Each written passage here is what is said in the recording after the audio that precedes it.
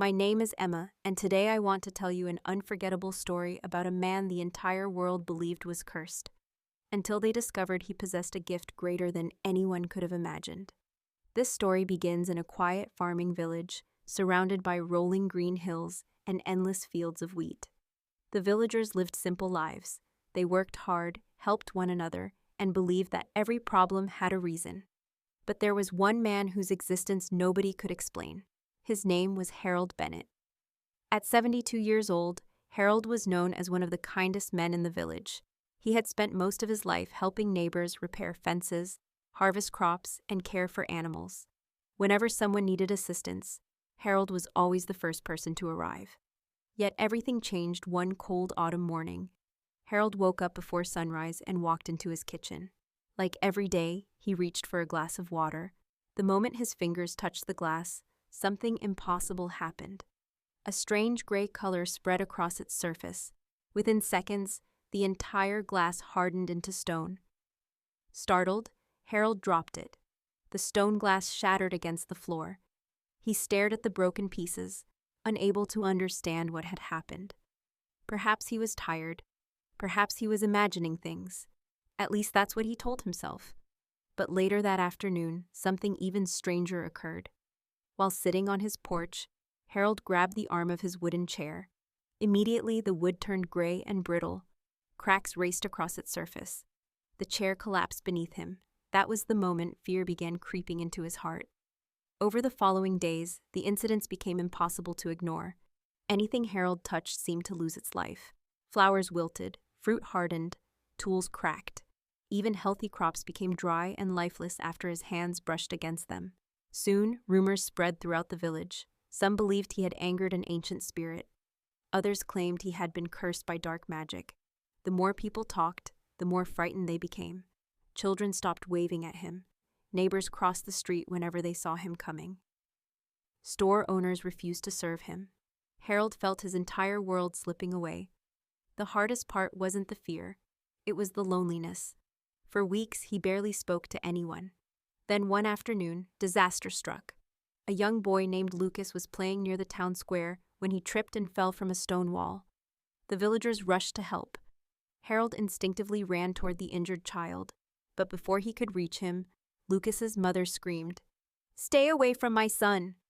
Everyone turned. Fear filled their eyes. No one wanted Harold anywhere near the boy. The crowd pushed him back. Harold stood frozen. For the first time in his life, people looked at him not as a neighbor, but as a monster. That night, he sat alone in his home and cried. The next morning, the village chief called an emergency meeting. Hundreds gathered in the square. Harold arrived, hoping someone would defend him. No one did. The chief stepped forward.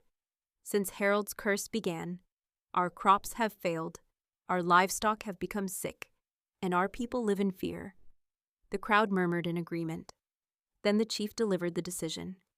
For the safety of everyone, Harold must leave. The words hit like a hammer, but the greatest pain was still waiting. When Harold returned home, he found his son Daniel standing at the doorway. Daniel looked exhausted, afraid, ashamed. "Father," he said quietly, "please understand. My wife is terrified. The children are scared. Maybe leaving is best for everyone." Harold couldn't believe what he was hearing. His own son was asking him to go. For a moment, he wanted to argue, to defend himself, to beg for another chance. But looking into Daniel's eyes, he realized the decision had already been made. Without another word, Harold packed a small bag. Then he walked away. No one followed him. No one stopped him.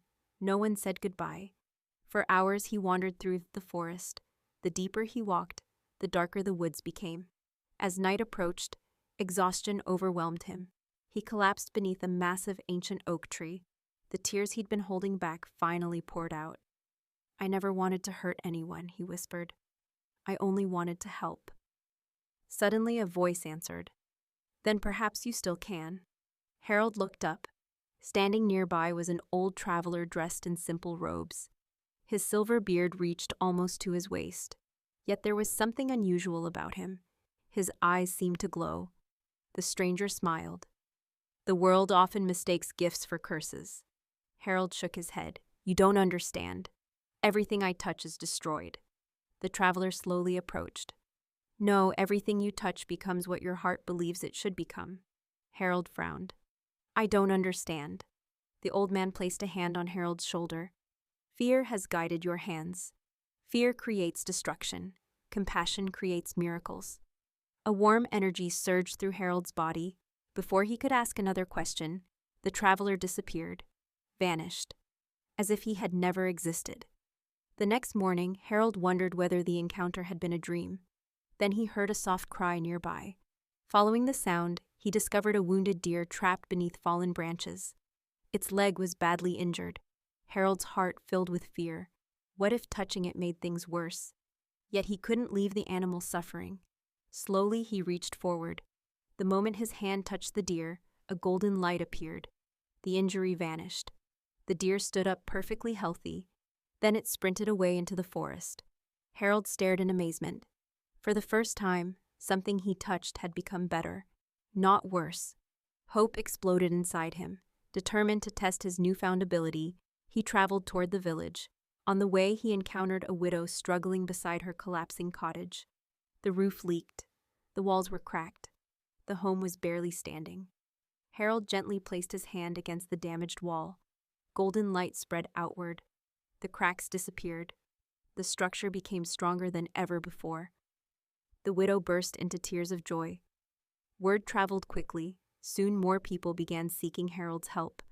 A farmer with dying fields, a blacksmith with broken tools, a family living in poverty. Harold helped them all. Wherever he went, lives improved. Fields flourished, homes strengthened. Businesses prospered. Hope returned. Months passed. The village transformed into the most prosperous community in the region. Ironically, the same people who once demanded Harold's exile now treated him like a hero. Some even called him a saint. Yet despite all the praise, Harold remained humble, because he never forgot how quickly people had abandoned him. One evening, Daniel came searching for his father. Tears filled his eyes. I'm sorry, he said. I should have stood beside you. Harold looked at his son for a long moment. Then he smiled and embraced him, because forgiveness was part of his gift too. The village celebrated Harold's return with a grand festival. Music filled the streets. Children laughed. Families danced. Everyone gathered to honor the man who had changed their lives. But the next morning, something surprising happened. A villager discovered Harold sitting alone beside the old oak tree where everything had begun. He was crying softly. Concerned, the villager asked, Harold, why are you sad? You saved all of us. Harold wiped away a tear. Then he smiled. Because people remember miracles. He paused dramatically. But they always forget the storyteller. The villager looked confused. Harold laughed, then pointed directly toward the audience. So if you enjoyed this story, don't forget to leave a like, subscribe, and share it with someone who needs a reminder that what looks like a curse today might become tomorrow's greatest blessing. And perhaps that was the biggest lesson of all. Sometimes the thing that makes us different becomes the very thing that changes the world.